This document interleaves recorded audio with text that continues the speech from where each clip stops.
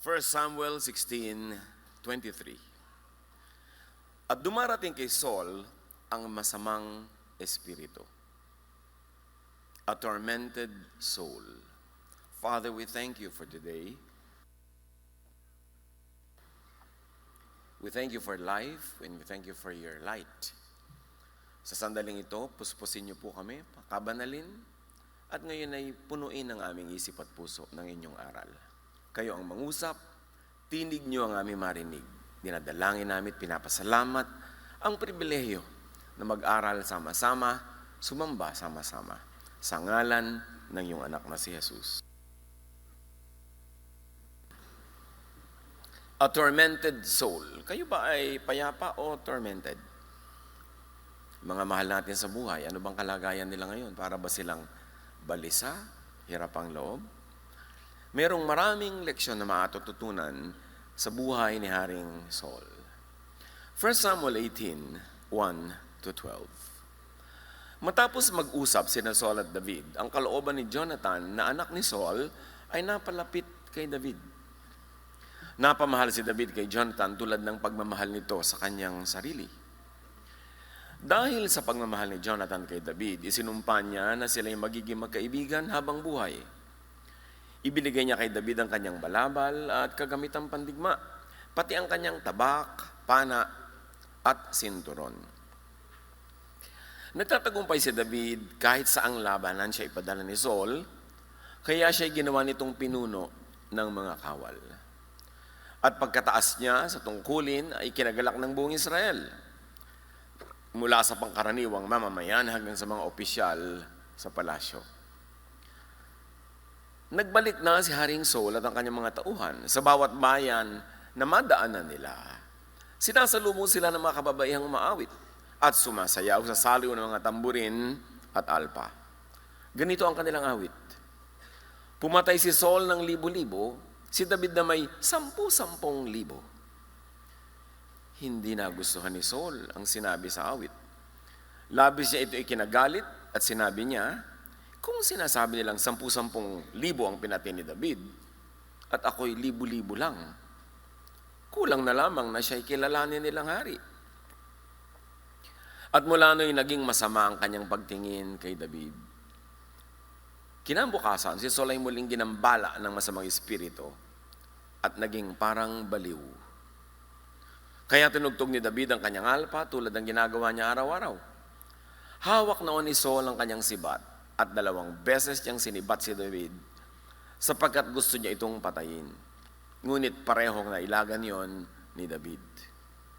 Si Saul ay natakot kay David sapagkat si David na ang pinagpapatnubayan ni Yahweh at hindi na siya. Isang malungkot na kabanata sa napakadakila sana ang karir ni King Saul. He was anointed to become king, the first king in fact, and before that, only the religious leaders led the nation. At si David, alam natin, naging bayani, napatay niya ang higanting si Goliath. At mula noon, hindi na mapigil ang pagsikat niya. Samantala, 2 ang naging papel niya sa buhay ni Saul. Dahil si Saul ay laging ginagambala ng masamang espiritu, ipinanukala ng kanyang mga tauhan na humanap sila ng magandang umawit at mahusay tumugtog. Sapagkat naniniwala silang pag inawitan at tinugtugan itong nagagambala na espiritu ni Saul, siya ay mapapanatag, matitiwasay, at ganoon nga ang nangyari. Kaya si David ay tagatugtog, taga-awit, and at the same time, naging napakagiting na general ng mga hukbo. But Saul felt threatened by David.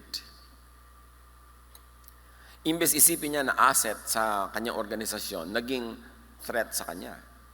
Naging isang banta na maaaring sumobrang sumikat. And he used everyone to conspire against David. Although David constantly assured him of his loyalty, he wouldn't be convinced. King Saul felt very gravely threatened. And this is one of the first elements of a torment, of stress, of depression. May threat. 1 Samuel 18:8-9, Saul was very angry. This refrain of the song displeased him greatly. They have credited David with tens of thousands, he thought, but me with only thousands. Ito naman kasi mga babaeng ito, nagkakantahan rin lang, pinaparinig pa nila sa hari, mabuhay si David, 10,000 ang napatay. Si Saul, libo-libo lang. Ikaw man naman yung sitting king, natural, matithreaten ka. So yung mga tao, nagdagdag actually sa threat or perceived threat ni Haring Saul kay David. Sabi niya, what more can he get but the kingdom? And from that time on, Saul kept a close eye on David. Again, another stressor, fear of loss. Loss of territory, loss of position, loss of income, any fear of loss. Lalo na yung loss of somebody beloved. And then Saul's daughter loved David. Michal loved David. So Saul isolated himself and considered David an enemy. Pasikat ng pasikat si David, lalo namang inilayo ni Saul ang kanyang loob dito sa taong ito. 1 Samuel 18:28-29, when Saul realized that the Lord was with David and that his daughter Michal loved David, Saul became still more afraid of him and he remained his enemy the rest of his days. Remember, pinag-aaralan natin itong buhay ni Saul dahil buhay din natin ito. Buhay din ito ng mga mahal natin sa buhay. At yun ang ating hinahanap agad-agad. Anong kinalaman ng buhay natin sa buhay niya? He asked his son Jonathan to kill David. Meron siyang anak na lalaking tagapagmana ng kanyang trono, si Jonathan, but Jonathan also loved David. So yung mag-ate, mahal nila pareho itong si David. 1 Samuel 19:1, minsan nasabi ni Saul sa anak niyang si Jonathan at sa kanyang mga tauhan ang balak niyang pagpatay kay David. Ngunit mahal ni Jonathan si David. So parang nawawala ng kakampi itong hari. Ang buong pamilya niya in love with David at ang buong kingdom. Saul even asked his officials to kill the priests who sheltered David, but they refused. Si David ay naging parang akala mo'y taong labas kasi pinag-uusig na siya ng hari, nakatira na siya sa mga ilang, meron siyang konting followers, at isinyelter sila ng mga ibang priest na malayo sa capital. At ipinapapatay din ni Saul yung mga pari na yon. 1 Samuel 22:17, ngunit ayaw sumunod ng mga inutusan niya. Sapagkat natatakot sila pagbuhatan ng kamay ang mga pari ni Yahweh. God also didn't answer him anymore. Nung araw may paraan ng mga hari na makipag-usap sa Diyos, magtanong through the priests. But this time, hindi na rin siya sinasagot. 1 Samuel 28:6, nang sumangguni siya kay Yahweh, hindi sumagot si Yahweh kahit sa pamamagitan ng panaginip, ni sa pamamagitan man ng urim o mga propeta, mga style nila of communication. Saul was so depressed, Saul's crown was slipping from his head. Dahan-dahang dumudulas pabagsak ang koronang nasa kanyang ulo. 1 Samuel 15:23, for rebellion is like the sin of divination, and arrogance like the evil of idolatry. Because you have rejected the word of the Lord, He has rejected you as king. Sinabi yan ni Samuel sa hari. Hindi ka na nakikinig sa Diyos, so hindi na rin siya nakikinig sa iyo. Sa katunayan, isinaranan niya ang kabanata mo bilang hari. And then David was the newly anointed. Siya yung flavor of the month. Siya yung uso. Siya yung kinahuhumalingan ng lahat. 1 Samuel 16:12-13. Si David ay makisig na binatilyo. Malusog at maganda ang mga mata. At sinabi ni Yahweh kay Samuel, siya ang pinili ko, buhusan mo siya ng langis. Kinuha ni Samuel ang sungay na sisidlan ng langis at binuhusan niya si David ng langis. At nilukuban si David ng espiritu ni Yahweh. This while Saul was sitting as king. So napalitan na yung anointing, hindi na lang, kulang na lang coronation. Saul was so depressed, it was like being controlled by an evil spirit. In fact, that's how the ancient writers described it. That an evil spirit was controlling him. 1 Samuel 16:15, Saul's attendant said to him, see, an evil spirit from God is tormenting you. Let our Lord command his servants here to search for someone who can play the lyre. He will play when the evil spirit from God comes on you, and you will feel better. And this is a source of many questions. Bakit daw magpapadala ang God ng evil spirit? First of all, yung sinabing, this is an evil spirit coming from God, came from the mouth of his palace attendants. It did not come from the prophet. So that statement could be precise or not. Precise or not precise, the ancient people believed that everything really came from God. That even diseases, even evil spirits, could only come to you with God's permission. So that's where the sentence is coming from. And it is not to be overextended to the point that you would think that every evil that comes to people were really directly caused by God. It was an opinion of the palace courts. Naku, pinapadalang ka ng Diyos na masamang espiritu. Diba?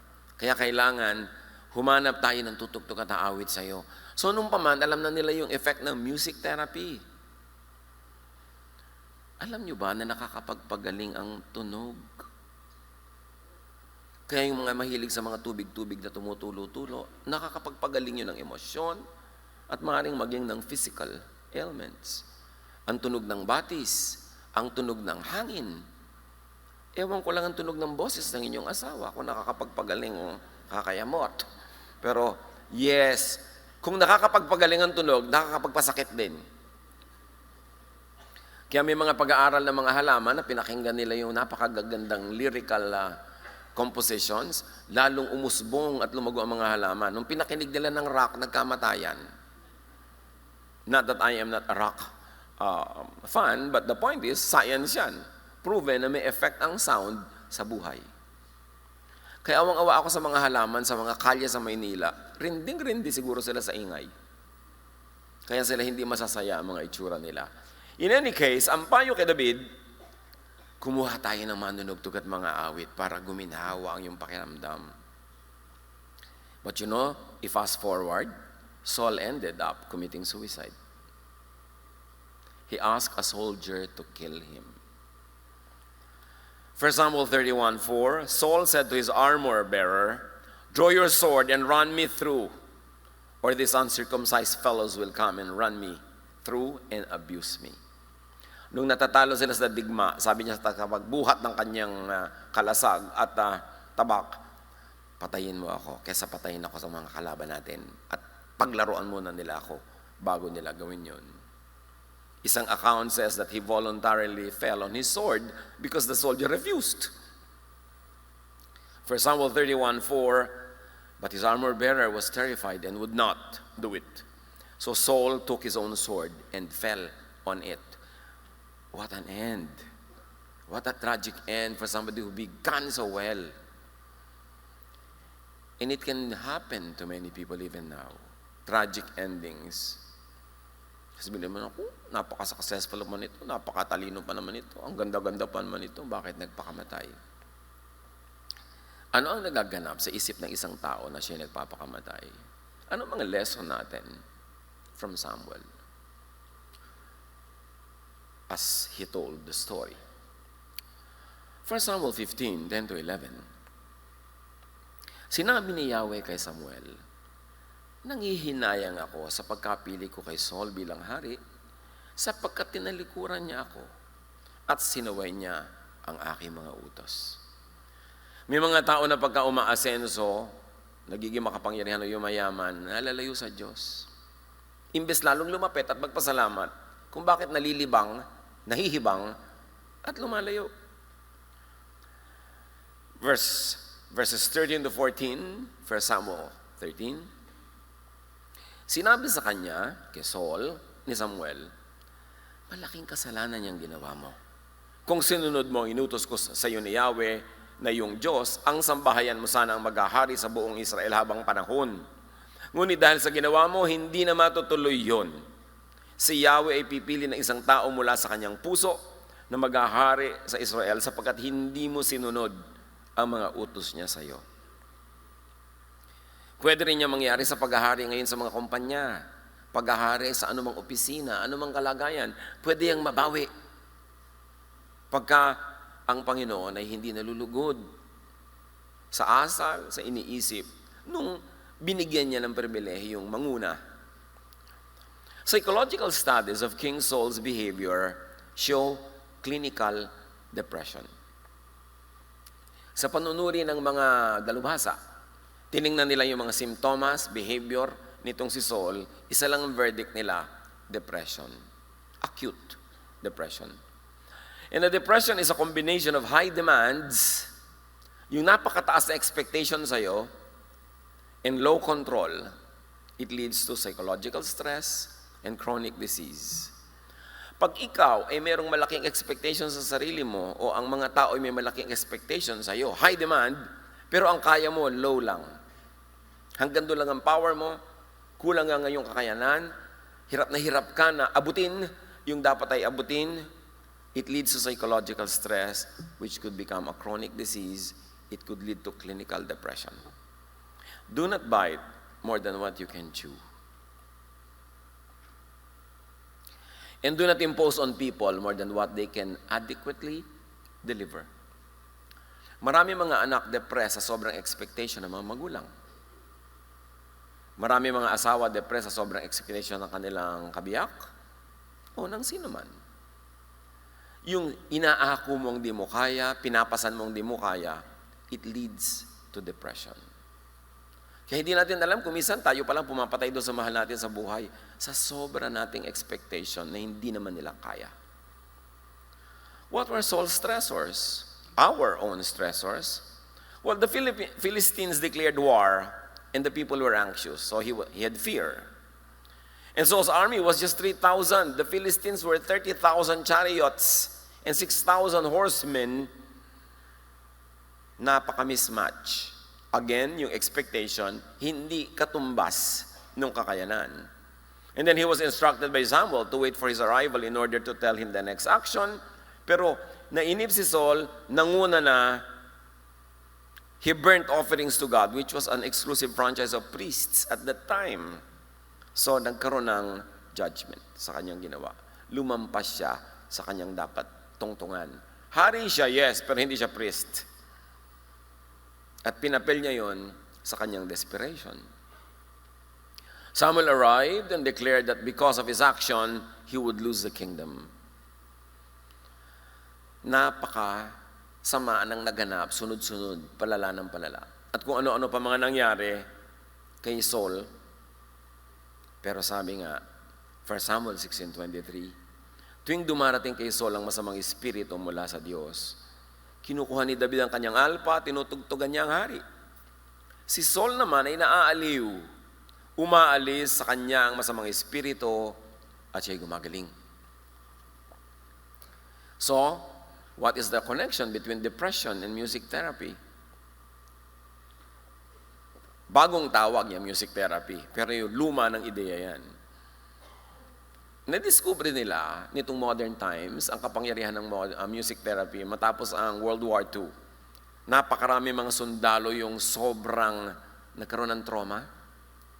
At marami mga simbahan, maraming grupo ang dumadalaw para awitan sila doon. At nakita ng mga doktor na bumibilis ang paggaling. Nababawasan ang depression, mas tumatalab ang mga gamot. Ngayon, music therapy is an established health profession in which music is used within a therapeutic relationship to address physical, emotional, cognitive, and social needs of individuals. Kaya tawag natin dyan, music ministry. Because music is ministry. Marami sa atin, hindi natin alam, bakit kaya gusto kong umaattend ng worship? Bakit di nila ko manood sa bahay? Nadidinig ko rin naman. Yung kasing live music and singing together heals. Hindi nauunawaan lubos sa mga tao yung mechanics. Kahit nung unang panahon pa man, lahat ng uri ng pagsambay may musika. Because music heals.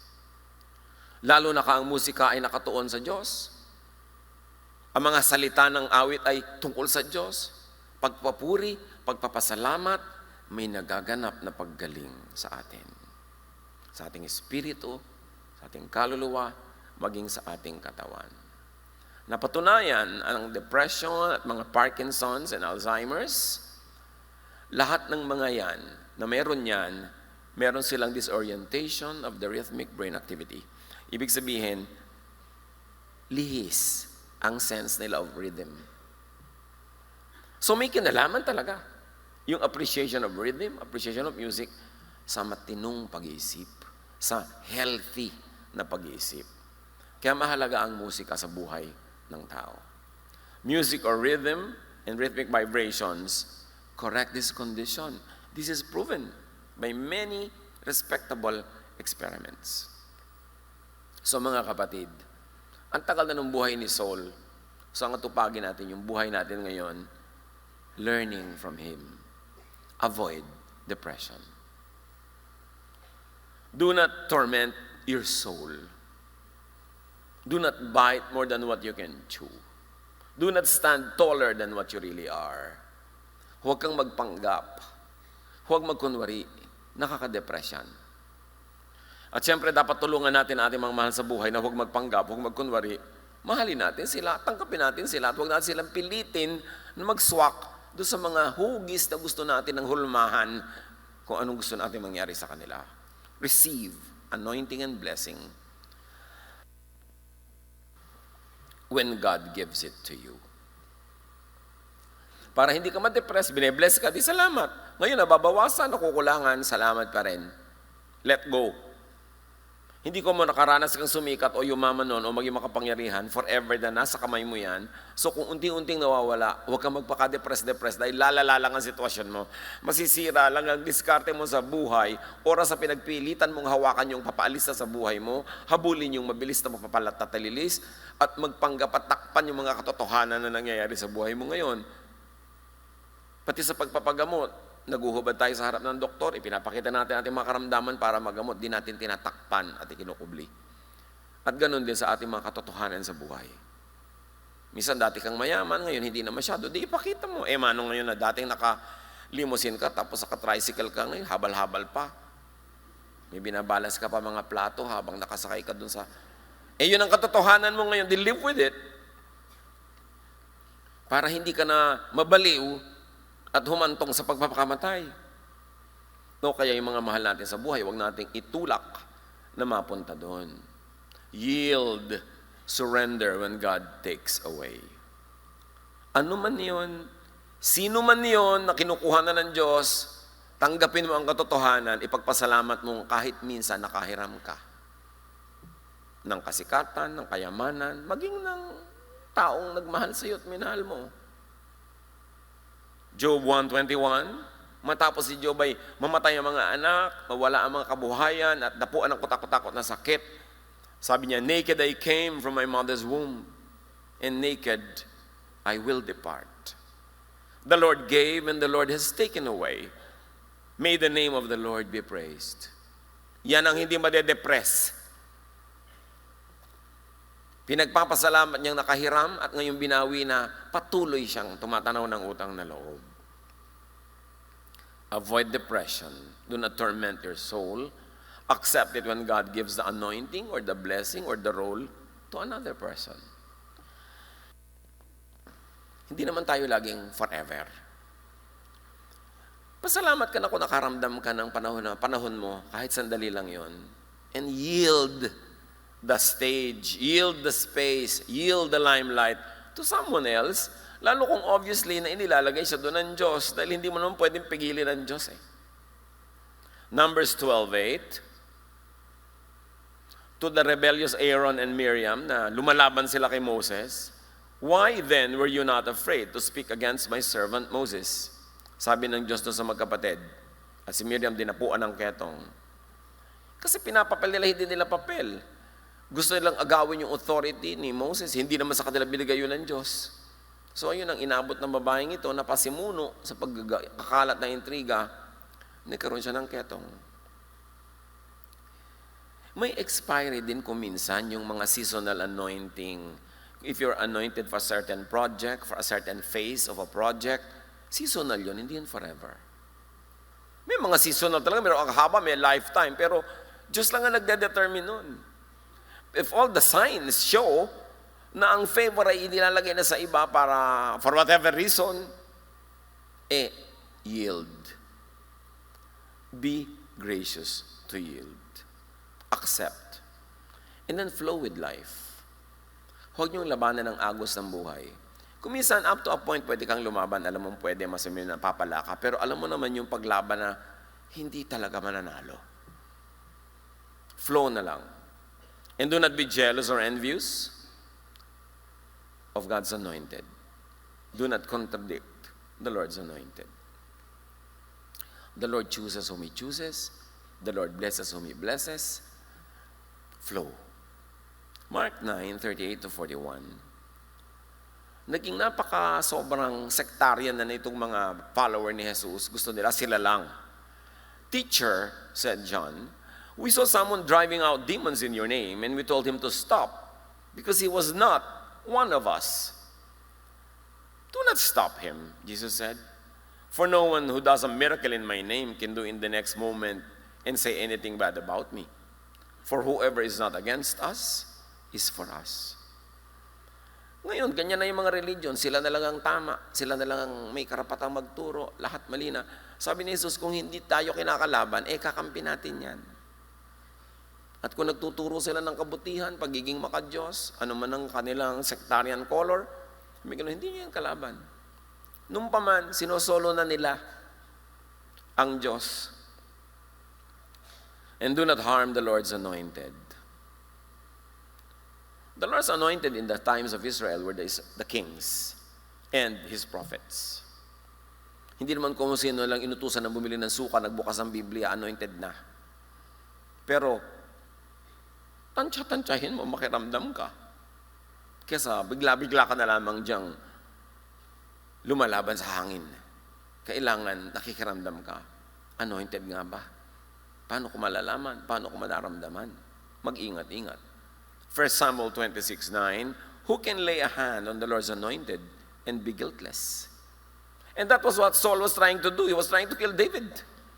And David was already the anointed one. Kinakalaban niya ang langit. Psalm 105:15, do not touch my anointed ones, do my prophets no harm.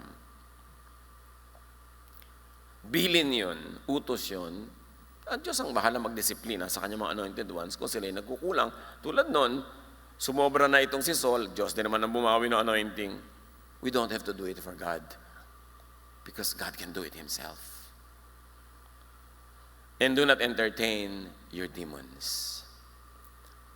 Ang dami mga demons ni Saul Jealousy, envy, fear, iba-iba. Ano-ano ang mga bubulong-bulong sa inyo, mga demon-demonyita at demon-demonyito? Don't entertain. Sabi sa Bible, resist the devil, he will flee from you.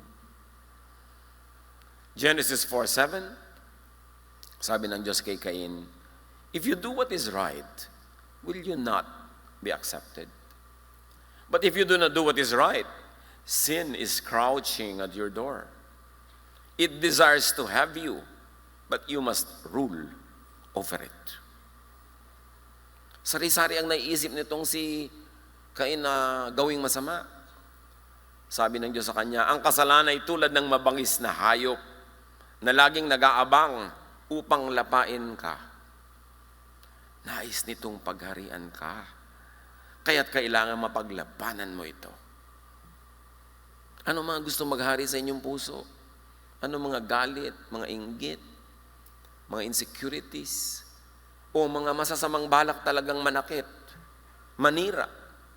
Sabi ng Diyos, nakaabang sa labas ng pintuan mong parang mabangis na hayop. Huwag kang magkakamaling magbukas sapagkat papasukin ka.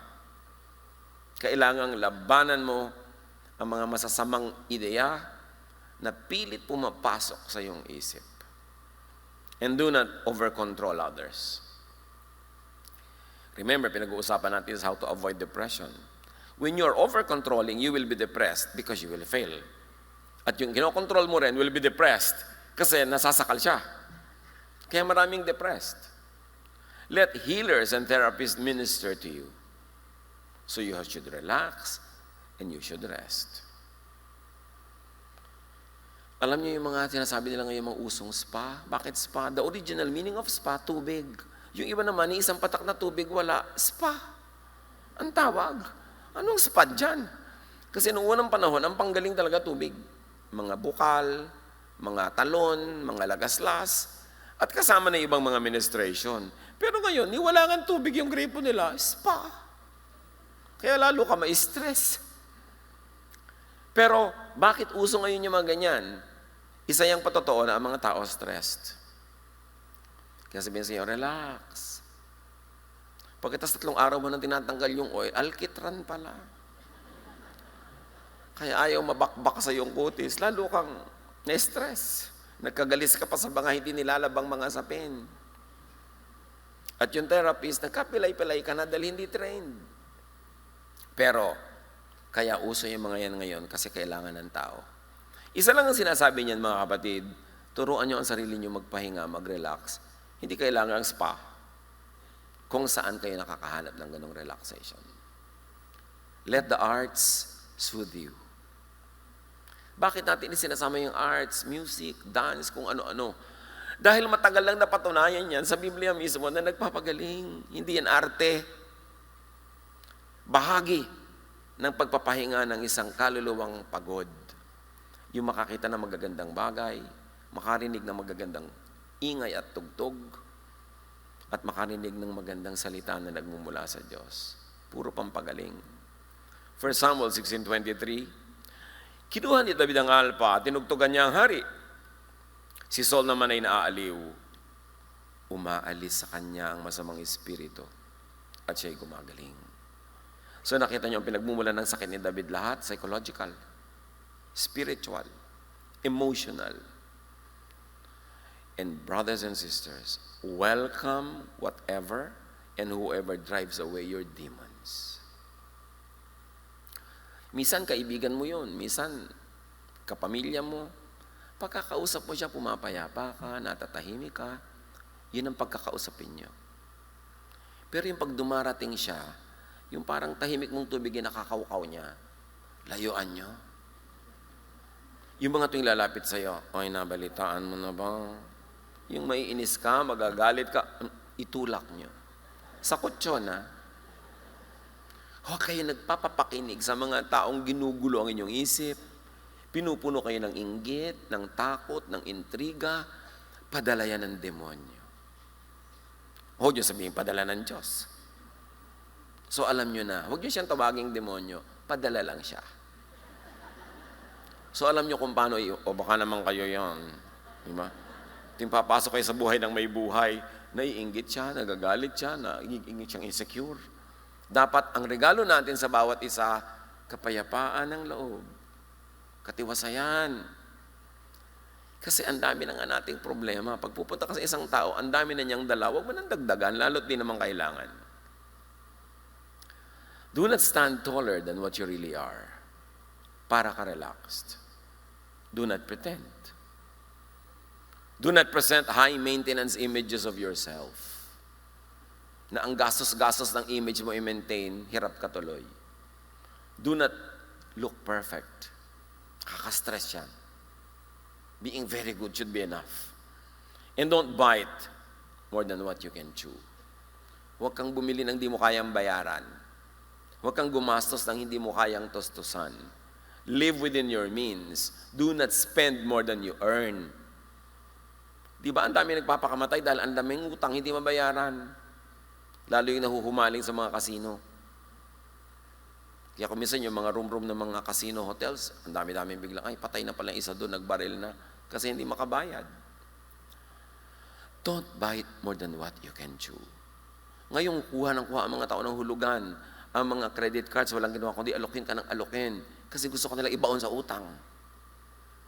Do not buy what you cannot afford.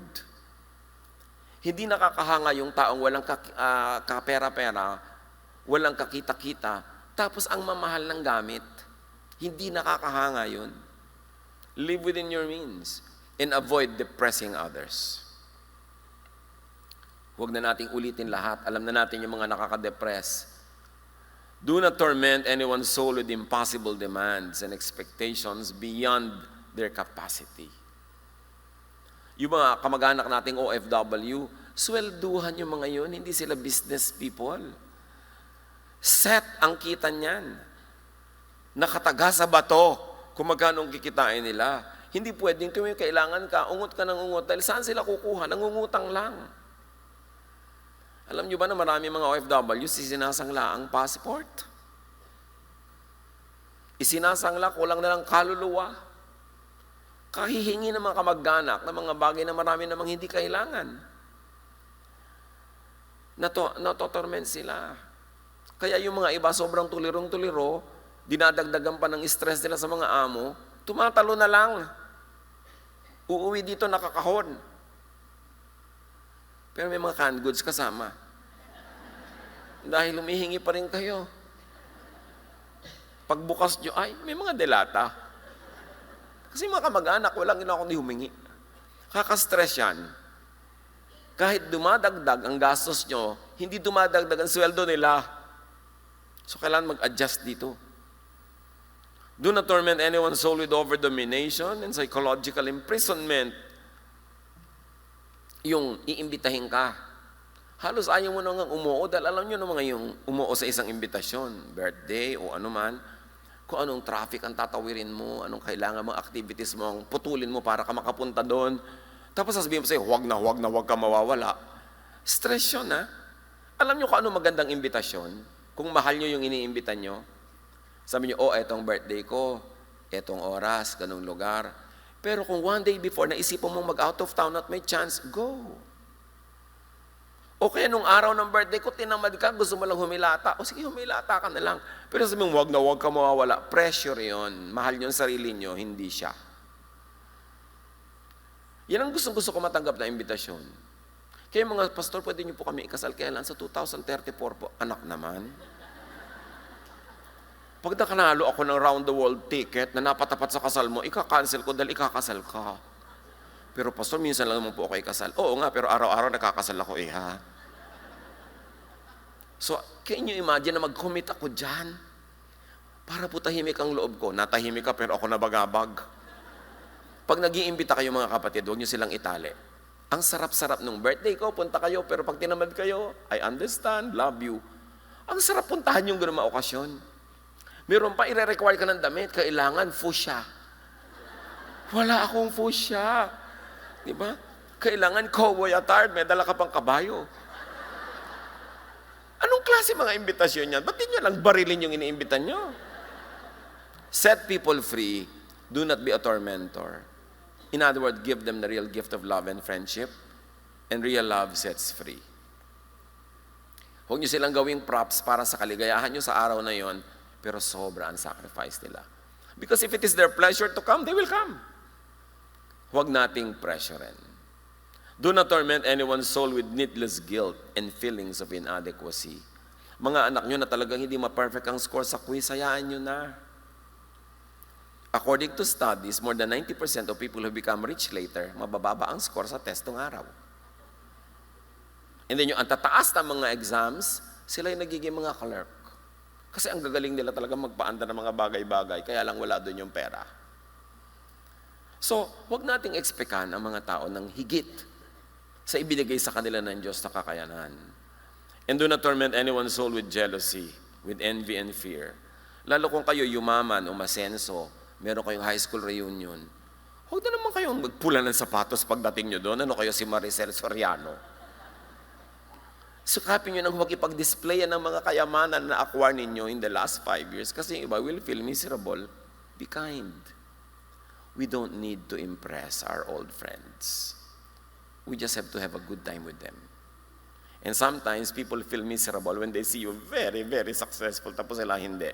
Whether it is their fault or not to feel so, don't help them to feel bad.